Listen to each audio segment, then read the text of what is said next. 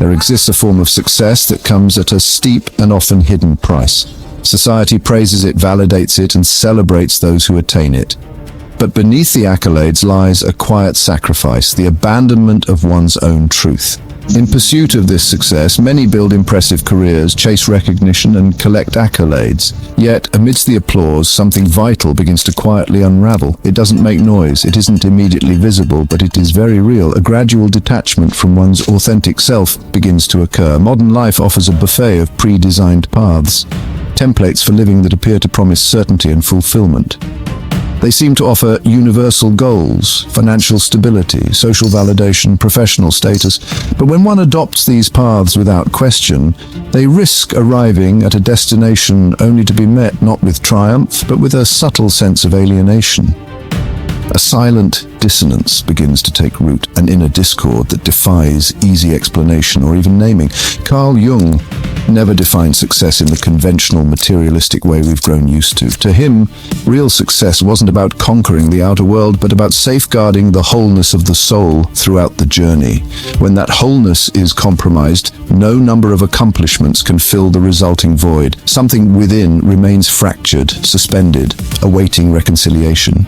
This isn't about rejecting society or idealizing withdrawal from it. It's about reclaiming your center. It's about aligning your decisions once more with your inner truth. Because any form of success that requires you to betray your essence is ultimately a transaction where you trade your soul for validation, a deal that is at best badly negotiated.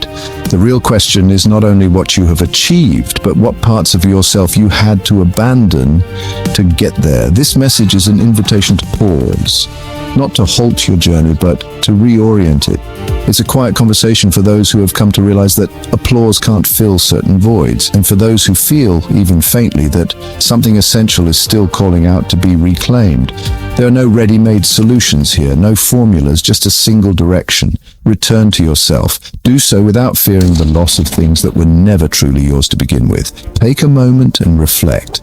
How many recent choices have you made that were genuinely your own? How often did you say yes while something inside you screamed no? How many times did you smile at praise for accomplishments that left your soul untouched? There's a profound difference between living a life and performing one. And many people, maybe even you, have become so skilled at playing their role that they can no longer distinguish between performance and authenticity. This is what Jung referred to as identification with the persona. But this is no longer theory, this is your lived experience. It's in how you present yourself at work, among friends, with family. It's in the way you craft your words to appear professional, agreeable, mature. It's in how you tame your emotions to suit each context, even when every fiber of your being yearns to break free. This constant performance is not just exhausting, it's alienating. Relationships are built on the facade, not the soul. And eventually, no matter how many people surround you, you feel alone because no one truly knows who you are, perhaps even you no longer do. This loss of self doesn't happen overnight. It creeps in subtly through 1,000 small compromises. You suppress irritation here, accept unwanted expectations there. You begin censoring your spontaneity, and one day you awaken with the haunting sense that life is moving forward, but you are no longer part of it. Herein lies the danger. The world will continue to applaud your performance. It will reward you, promote you, praise you for staying on track. But it won't see the silent void growing inside you. That void is quiet and socially acceptable as long as you remain productive. No one will question your suffering, but it is real. It shows up in unexplained anxiety, restless nights, and an inner emptiness that even external success cannot soothe.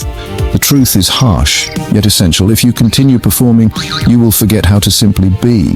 And when that day comes, what remains is a functional shell, efficient, successful, and empty.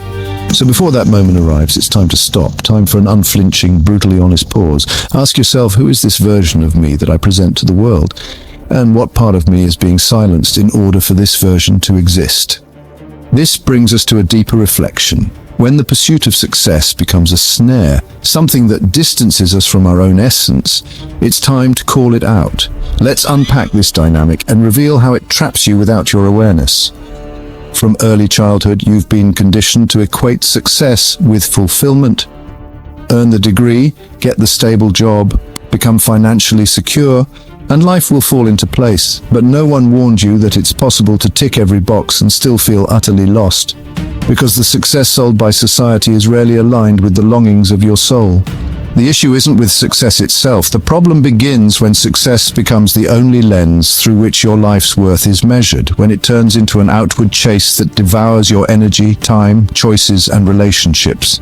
In the process, you chip away at who you are. And the closer you get to making it, the more you suspect that the destination may not even exist, that perhaps it's just an endless race. Jung was unequivocal when he said, "The unlived life is a disease from which one can die." This may sound extreme, but reflect. How many people do you know who followed the script and still find themselves emotionally adrift? Troubled relationships, constant stress, the feeling that something fundamental is off. This is not random. It's the inevitable outcome of a life lived in disconnect from one's essence. Success that revolves solely around external validation carries a heavy toll. It asks you to adapt to environments that suppress your creativity, your sensitivity, your natural spontaneity. All of this is packaged as personal growth, but no one tells you that for many, this growth comes with internal decay. You climb the ladder, but you may discover it's leaning against the wrong wall. And by the time you realize this, you've already sacrificed too much to turn back. You've built a persona you must now maintain. You've made compromises that seem irreversible. And so success becomes your prison, locking you into a life you can't escape without the fear of being labeled a failure. But true failure isn't about changing paths. Real failure is continuing down a road that drains your spirit just because it looks good on paper. It's becoming someone you no longer recognize just to preserve appearances. It's ignoring every inner signal that something is wrong simply because the external world says you're doing fine. Here's the hopeful part. There is still time to change, but only if you're willing to face the truth head on. A version of success that disregards your inner alignment is nothing more than refined self-sabotage. The sooner you recognize this, the sooner you can begin again, this time from a place of authenticity. So how do you know in real terms that you're losing yourself? What are the tangible signs that your soul is being muffled by your lifestyle? That's what we'll explore next. We will bring this abstract disconnection down to a daily grounded level where it quietly begins to corrode your inner life. You won't wake up one day and clearly see that you've lost touch with who you are. This kind of detachment doesn't come with alarm bells. It arrives silently, disguised in routine, camouflaged in the familiar. And that's what makes it so dangerous.